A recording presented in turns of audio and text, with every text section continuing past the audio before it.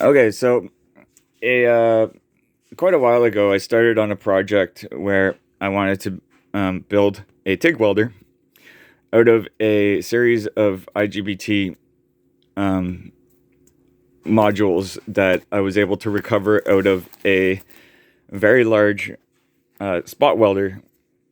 It was a medium frequency DC spot welder. And the IGBT modules that came with this thing that I was able to salvage the IBGTs from. The IBGTs were, I believe, 1200 amps and 600 volt capacity, whatever. Either 1200 volt, 600 amp, or 1200 amp, 600 volt. Either way, that's per IGBT, and I got 4 of these.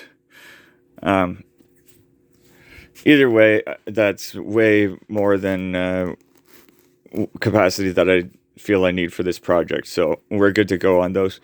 Along with these IGBT modules, I was able to salvage a printed circuit board that all of these mount to. And along with the circuit board came a resistor, capacitor, diode snubber network that's already perfectly sized for these particular IGBTs, so it's really perfect. And they're arranged on the circuit board in an H-bridge circuit, which is what I will be using in this circuit. So it's perfect. It really is. And along with that came the heatsink. It's a liquid cooled heatsink. It's a base of aluminum that all of these IGBT modules mount to, so it's perfect. It saves me a whole lot of work and a whole lot of money. Anyways, so yeah, I wanted to build. What I'm planning to do is build a TIG welder with this setup, and yeah. So I just and I got some parts in the mail today, so I just kind of wanted to go over what exactly these parts are and a little bit about the circuit that I'm putting together here for myself. So yeah, I got these parts in the mail. It's not like a major component or anything, but it is part of the system, so I thought I'd show it off. Okay, so these are copper wound coils. I'm not sure what the core is made out of. Either way, it doesn't really matter to me too much. Hopefully it's suitable for high frequency. Yeah, it obviously is suitable for high frequency because that's what these were called on. I got them from AliExpress. So I got 2 of these. These will be run in parallel. I don't see any reason that, I mean, the maximum amperage that I'm going to be pumping through these is going to be like 240 amps. So I might have to get the cross section of these and actually do some calculations and see if these are suitable for 240 amps when these are driven in parallel. So 120 amps each, basically. And these have a smaller secondary coil in there, and it'll be acting, that smaller coil will be acting as a primary. What basically how these work is it's for high frequency starting, high voltage, high frequency starting of the spark of the arc in the TIG welder. So I'll have a high voltage module. It's the circuit. It's this little potted in resin cylinder, black cylinders that you can get on eBay. They're only like $3 or $4, and basically you put like 3 volts on 2 of the wires, and out the other 2 wires on the thing comes like thousands of volts. So, and it's pulsed thousands of volts, right? It's like bang, bang, bang, bang, bang, snap, snap, snap, snap, snap. So what I would do is I would hook the thousands of volts along with a spark gap up to these 2 terminals, and bang, bang, bang, snap, snap, snap, snap those high voltage pulses through there, and because of the turns ratio here, I would actually even get a higher voltage coming out this side, and that would provide on my output right here the zap zap zap that I need to produce the initial spark. Once the initial spark's generated, should ionize the gas between the tungsten electrode and the workpiece, and the arc should initiate, and it should be good to go after that on its own. Yeah, so I'm just going to go through my circuit of how my TIG welder system is going to be built for myself and for anybody that's interested in doing this on their own too. Okay, so I'll have 220 volts AC, single phase, one phase, coming in here, coming in hot, and so that's gonna have a waveform that looks like that, right? We all know the AC waveform, 220 volts AC, and then it's gonna go through there's gonna be some protection circuitry in here too, that is going to be left out. This is a very stripped down basic circuit here. These are going to be the IGBTs here. They don't look like IGBTs. I'm drawing them as switches because that's how they're going to operate. I'm never going to operate these in the linear region. They're just going to be basic switches. And I didn't include this number network in there at all either. So anyway, I'll get to that in a second. But yeah, so first of all, it goes through a full bridge rectifier. So yeah, that'll have the waveform coming out looking like this. Series of humps. And then it's going to go through some smoothing capacitors. So this is going to be your DC link area right here, if you're familiar with any of this. So it'll be pretty smooth, but it might have a couple ripples in it still.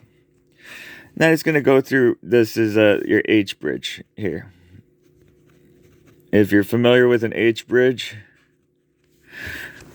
then you don't need to listen to this, but basically what it does is it's going to put this one, it's going to turn this, it's going to close this one, and it's going to close this one, which is going to allow current to go through here.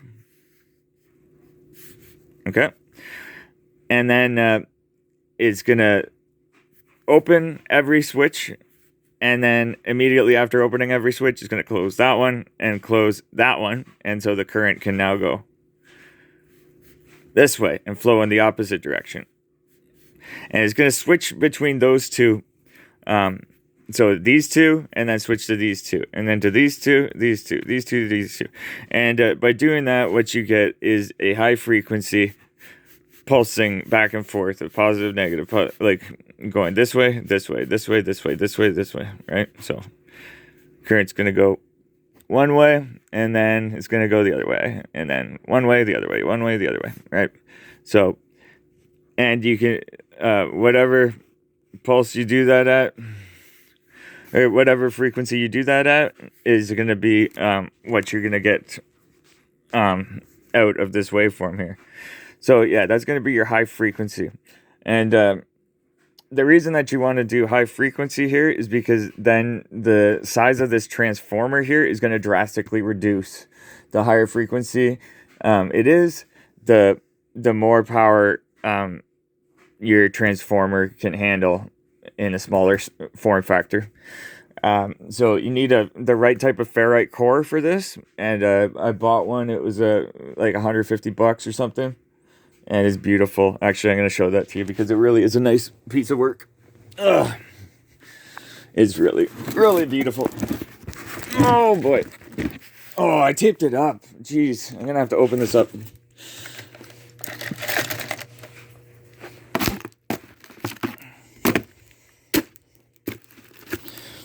No, geez, I did a good job taping this too.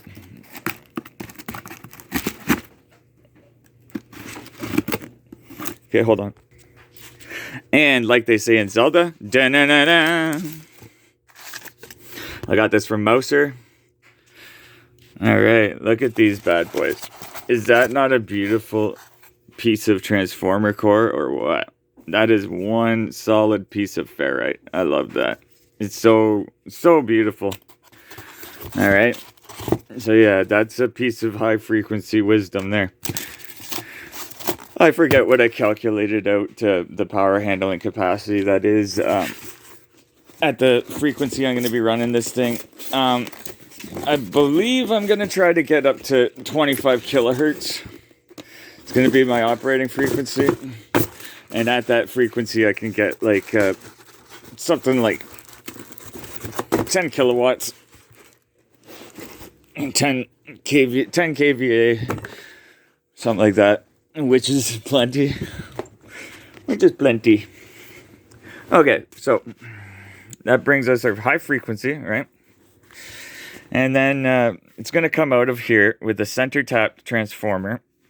And that's going to give us, then we're going to rectify that with these two diodes. And that's going to give us our high frequency ripples on the DC, right? And then we're going to filter that with some filtering caps, which is then going to give us our fairly smoothed out, rippled perfect DC. Okay, and then it's gonna go. Here's our. This is where our inductors go. Of course, you want some inductance here to maintain the spark, and as well as giving us our option to inject high frequency, high voltage to initiate our arc. So that's what that represents here. So if you didn't realize that, I ran out of paper space here, so ... I'm continuing over here, continuing back over here. Okay, so yeah, that's it. All right, so yeah, any questions, let me know.